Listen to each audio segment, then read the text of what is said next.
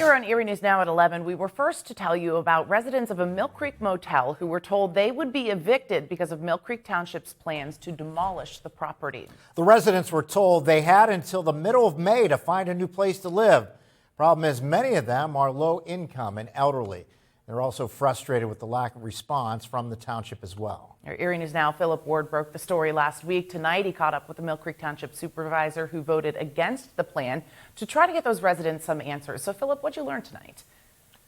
Good evening, Emily and Mike. Well, the clock is ticking for residents at the Manor Motel. Some have already left, some are planning on leaving, and some are unsure where the next place they'll call home even is. After finding out they may not have homes come May, residents at the Manor Motel look to Millcreek Township for help.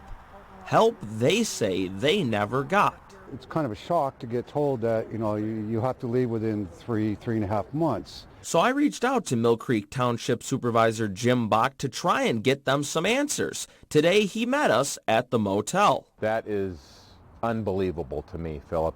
As you know, I voted against these purchases, and I really feel for these folks here. So what can be done for these people who now have about 90 days to find a new place to live? GCAC or HANDS would be two viable entities that they could reach out to. And Supervisor Bach says he understands the importance of the Gateway to Presque Isle project, but with this acquisition, there's also a human element to it.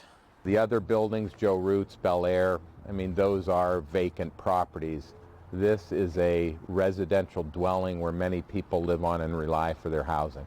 Many of these residents simply just don't agree with the way this process is played out and the lack of communication. It could have been done maybe 6 months ago, maybe the first planning of it, of an eventual sale. Say there is a possibility, that way you can get the ball rolling. It's a lot of money. And while Bach supports development, as a township supervisor, it's also his job to take care of his own. This is the heart of Millcreek. These are residents, and that's what it's all about.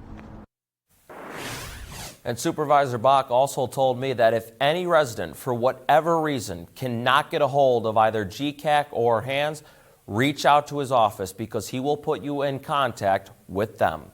Live in the studio, Philip Ward, Erie News Now.